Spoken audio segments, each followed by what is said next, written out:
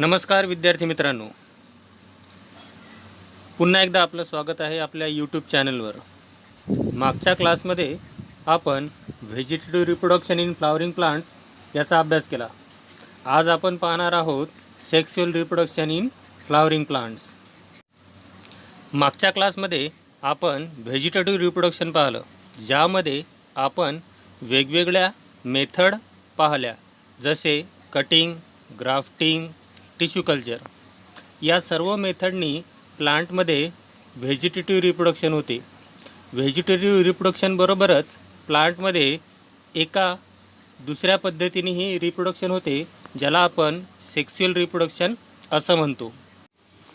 आजच्या टॉपिकमध्ये आपण स्टडी करणार आहोत सेक्शुअल रिप्रोडक्शन म्हणजे काय, फ्लावरचं स्ट्रक्चर, फ्लावरच्या स्ट्रक्चरमध्ये असणारे विविध पार्ट आणि त्यांचं फंक्शन्स.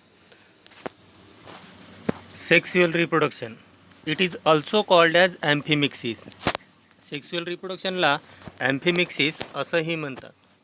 यामधल्या ॲम्फी या शब्दाचा अर्थ होतो बोथ, म्हणजेच दोन्ही, आणि मिक्सिस या शब्दाचा अर्थ होतो फ्युजन.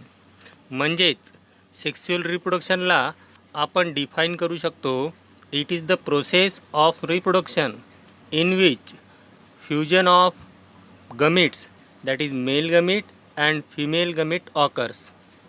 दुसऱ्या भाषेत, it is the process of reproduction in which male gamete and female gamete get fuse to form zygote and which develops into embryo which later produce a new plant or new organism. म्हणजेच आपण असं म्हणू शकतो, या प्रकारच्या रिप्रोडक्शनमध्ये mail गमिट आणि female गमिट एकमेकांना fuse होतात. त्या प्रोसेसला फर्टिलायझेशन असं म्हणतात. या फर्टिलायझेशननंतर जी सिंगल सेल फॉर्म होते त्याला झायगोट असं म्हणतात. हा झायगोट नंतर डेव्हलप होतो एम्ब्रियोमध्ये, आणि एम्ब्रियो नंतर पूर्णपणे फेवरेबल कंडिशनमध्ये डेव्हलप होतो नवीन प्लांटमध्ये. प्लांटमध्ये ज्या विशिष्ट ऑर्गनवर मेल आणि फिमेल गमिट तयार होतात त्याला सेक्स ऑर्गन असं म्हणतात, किंवा त्यालाच रिप्रोडक्टिव्ह ऑर्गन असं म्हणतात. इन अँजिओस्पर्म्स म्हणजेच flowering plants, flower is the reproductive organ or reproductive structure, किंवाच सेक्स ऑर्गन. म्हणजेच अँजिओस्पर्म यांच्यामध्ये फ्लावर हे रिप्रोडक्टिव्ह ऑर्गन आहे. याच फ्लावरमध्ये मेल आणि फिमेल हे दोन्ही गमिट तयार होतात. मेल आणि फिमेल दोन्ही गमिट हॅप्लॉइड कंडिशनमध्ये तयार होतात आणि दोन्ही एकमेकांना फ्यूज्ड होऊन झायगोट तयार करतात. याच प्रोसेसला फर्टिलायझेशन असं म्हणतात. म्हणजेच आपण असं म्हणू शकतो, फ्लावर मदत करतात हॅप्लॉइड गमिट तयार करण्यासाठी आणि फर्टिलायझेशनसाठी. फ्लावर जे आहे, फ्लावर हे मॉडिफाईड झालेलं अपायकल किंवा ॲक्झियल बर्ड आहे, जे सेक्शुअल रिप्रोडक्शनमध्ये मदत करते. If we consider a structure of flower, a typical structure of flower consists of 4 different parts, that is whorls, calyx, corolla, androecium and gynoecium. म्हणजेच एखाद्या टिपिकल फ्लावरच्या स्ट्रक्चरमध्ये आपल्याला 4 वेगवेगळ्या प्रकारचे पार्ट दिसतात: कॅलिक्स, करोला, अँड्रोशियम आणि gynoecium. in which calyx and corolla are non-essential whorls, while androecium and gynoecium are essential whorls. म्हणजेच calyx आणि करोला याला नॉन इसेन्शियल वोल्स असं समजल्या जाते, आणि अँड्रोशियम आणि गायनोशियम याला इसेन्शियल वोल्स असं समजल्या जाते. यापैकी अँड्रोशियम आणि gynoecium are considered as reproductive whorls. म्हणजेच अँड्रोशियम आणि गायनोशियम हे फ्लावरचे रिप्रोडक्टिव्ह पार्ट म्हणून समजल्या जातात. फ्लावरच्या 4ही वोल्स आपण या डायग्रॅमच्या थ्रू समजण्याचा प्रयत्न करू. फ्लावरची जी खालची दांडी आहे त्यावर ओव्हल शेपचा जो पार्ट दिसते त्याला आपण थॅलॅमस असं म्हणतो. त्या थॅलॅमसच्या वरच आपल्याला कॅलिक्स दिसते. कॅलिक्स हा प्रोटेक्टिव्ह पार्ट आहे आणि फोटोसिंथेटिक पार्ट आहे. कशामुळे? तर ग्रीन असल्यामुळे. म्हणजेच कॅलिक्सच्या सेपल्समध्ये फोटोसिंथेटिक पिगमेंट असतात जे फोटोसिंथेसिस करतात. त्यावर आहे Corolla, that is second whorl. करोलाच्या एका मेंबरला आपण पेटल असं म्हणतो. करोला हा कलर्ड पार्ट आहे आणि तो मदत करतो पॉलिनेशनसाठी. वेगवेगळे एजंट्स, पॉलिनेटिंग एजंट्स या करोलाच्याकडे अट्रॅक्ट होऊन पॉलिनेशनसाठी मदत करतात. जर आपण फ्लावरमधले अँड्रोशियम आणि गायनोशियम जर पाहिले तर अँड्रोशियमच्या एका मेंबरला म्हटल्या जाते स्टॅमेन. या डायग्राममध्ये आपल्याला स्टॅमेनचे 2 पार्ट इथं दाखवल्या जातात. स्टॅमेनची जी स्टॉक आहे त्याला म्हटल्या जाते फिलामेंट आणि त्यावर जो फर्टाईल पार्ट आहे त्याला म्हटल्या जाते अँथर. गायनोशियमच्या एका मेंबरला म्हटल्या जाते कार्पेल. या कार्पेलचे 3 पार्ट पडतात, स्टिग्मा, स्टाईल आणि ओव्हरी. स्टिग्मा मदत करते पोलन ग्रेन्सला रिसीव्ह करण्यासाठी.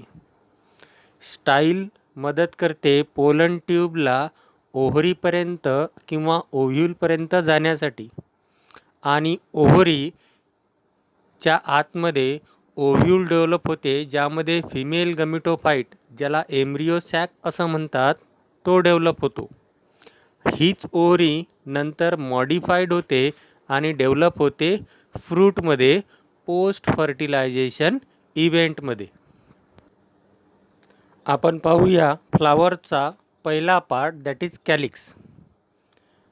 It is outermost protective whorls of the flower. म्हणजे हा सर्वात बाहेरचा प्रोटेक्टिव्ह वोर्ल आहे फ्लावरचा. The individual member of calyx is called sepal. कॅलिक्सच्या एका मेंबरला सेपल असं म्हणतात आणि सेपल हे युजली ग्रीन असतात आणि फोटोसिंथेटिक असतात. म्हणजे सेपलचं महत्त्वाचे 2 काम आहेत, पहिला फोटोसिंथेसिस आणि दुसरं प्रोटेक्शन. दुसरा पार्ट आहे corolla. Corolla is the coloured part of many flowers. It is inner to the calyx. कॅलिक्सच्या आतमध्ये असते आणि सेकंड वोर्ल आहे फ्लावरचा. याच्या एका मेंबरला पेटल असं म्हणतात. आणि करोला मदत करते प्रोटेक्शनसाठी अँड पॉलिनेशनसाठी. करोलाचे जे इंडिव्हिज्युअल मेंबर आहेत ते कलर्ड असतात किंवा त्याला फ्रॅग्रन्स असते, म्हणजे कुठला तरी गंध असते, सुगंध असते. आणि हे कलर किंवा सुगंध वेगवेगळ्या पॉलिनेटिंग एजंटला अट्रॅक्ट करण्यासाठी वापरल्या जातात. हे पॉलिनेटिंग एजंट इन्सेक्ट, बर्ड या व्यतिरिक्त स्नेक, स्नेल, बॅट्स असेही असू शकतात. म्हणजेच आपण असं म्हणू शकतो, Corolla helps in protection and pollination by attracting the different pollinating agents like birds, insect and others. Next essential whorls आहे अँड्रोशियम. यामधल्या अँड्रोज या शब्दाचा अर्थ होते मेल. म्हणजेच androecium are the male reproductive whorl of flower. Androecium हा male reproductive part आहे फ्लावरचा. याच्या एका मेंबरला स्टॅमेन असं म्हटल्या जाते. The individual member of androecium is called स्टॅमेन.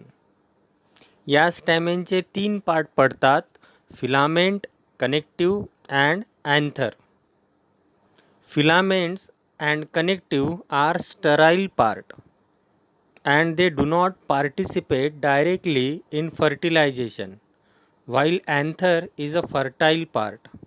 Filament आणि कनेक्टिव्ह हे स्टराईल पार्ट आहेत.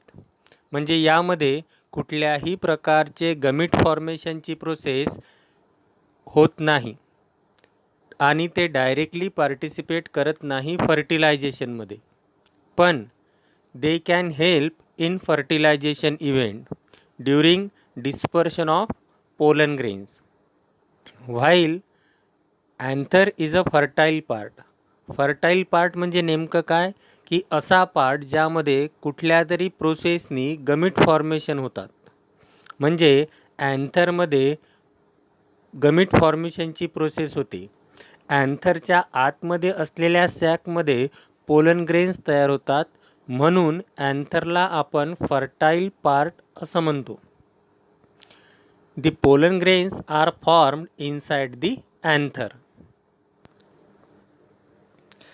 या डायग्राममध्ये एका सिंगल स्टॅमेनचं स्ट्रक्चर दर्शवलेलं आहे. यामधला वरचा येलोइश पार्टला म्हटल्या जाते अँथर आणि त्याची स्टॉक जी आहे त्या स्टॉकला म्हटल्या जाते फिलामेंट. अँथर आणि फिलामेंट ज्या टिश्यूनी एकमेकांना जॉईंट होतात त्या टिश्यूला म्हटल्या जाते कनेक्टिव्ह. म्हणजे आपण असं म्हणू शकतो, filaments and anther are connected to each other with the help of tissue known as connective. फ्लावरचा सर्वात शेवटचा इसेन्शियल पार्ट आहे गायनोशियम. यामधल्या गायनो या शब्दाचा अर्थ होते फिमेल. म्हणजेच gynoecium is the female reproductive whorl of flower. याच गायनोशियमच्या एका मेंबरला आपण कार्पेल किंवा पिस्टिल असं म्हणतो. Carpel is divided into 3 parts: stigma, style and ovary. कार्पेलला 3 पार्टमध्ये डिवाइड केला जाते: स्टिग्मा, स्टाईल अँड ओव्हरी. यापैकी स्टिग्मा अँड स्टाईल हे स्टराईल पार्ट आहेत आणि ओव्हरी हा फर्टाईल पार्ट आहे. म्हणजेच स्टिग्मा आणि स्टाईल डायरेक्टली इन्व्हॉल्व होत नाहीत फर्टिलायझेशनमध्ये किंवा रिप्रोडक्शनमध्ये. तेच ओव्हरी इन्व्हॉल्व होते फर्टिलायझेशनमध्ये. फिमेल गमिटोफाईट, ज्याला एम्ब्रियो सॅक असं म्हटल्या जाते, हा डेव्हलप होते ओव्ह्यूलमध्ये आणि ओव्ह्यूल प्रेझेंट असते ओव्हरीमध्ये. स्टिग्मा आणि स्टाईल मदत करतात पोलन ग्रेन्सला रिसीव्ह करण्यासाठी आणि पोलन ट्यूबला जर्मिनेट करण्यासाठी. आणि ओव्हरी जी आहे ती पोस्ट फर्टिलायझेशन इव्हेंटमध्ये डेव्हलप होते फ्रूटमध्ये. म्हणजेच गायनोशियमच्या एका पार्टला आपण कार्पेल किंवा पिस्टिल म्हणतो. या कार्पेलचे 3 पार्ट पडतात: स्टिग्मा, स्टाईल अँड ओव्हरी. स्टिग्माचं काम आहे पोलन ग्रेन्सला रिसीव्ह करणे, स्टाईलचं काम आहे पोलन ट्यूबला जर्मिनेट करणे आणि त्याला ट्रान्सफर करणे ओव्हरीपर्यंत, आणि ओव्हरीचं काम आहे फिमेल गमिटोफाईटला डेव्हलप करणे. या डायग्राममध्ये आपण पाहू शकता, जो सर्वात खालचा पार्ट आहे त्याला म्हटल्या जाते ओव्हरी. त्या ओव्हरीच्या आतमध्ये आपल्याला ओव्ह्यूल दिसणार. त्याचा वरचा जो स्टॉक आहे त्याला म्हटल्या जाते स्टाईल. या स्टाईलमधूनच पोलन ट्यूब ट्रान्सफर होते ओव्ह्यूलच्याकडे. आणि सर्वात वरचा पार्ट जो स्टिकी असते तो पोलन ग्रेनला रिसीव्ह करते आणि या पार्टवरच पोलन आणि पिस्टिल यांचं इंटरॅक्शन होऊन पोलन ग्रेन्समधून जर्म ट्यूब किंवा आपण त्याला पोलन ट्यूब असं म्हणतो ते जर्मिनेट होते आणि ट्रान्सफर होते ओव्ह्यूलकडे. पुढच्या पार्टमध्ये आपण प्रत्येक इसेन्शियल वॉलचं डिटेल स्ट्रक्चर आणि फंक्शन स्टडी करणार आहोत, जसं स्ट्रक्चर ऑफ अँथर आणि स्ट्रक्चर ऑफ ओव्ह्यूल. सोबतच फिमेल गमिटोफाईट आणि मेल गमिटोफाईट यांचंही स्ट्रक्चर पूर्णपणे डिस्क्राईब करणार आहोत. तोपर्यंत मित्रांनो, झालेल्या सर्व टॉपिकचा चांगला अभ्यास करा, त्याला चांगलं वाचा, स्वतःच्या नोट्स बनवा. थँक्यू.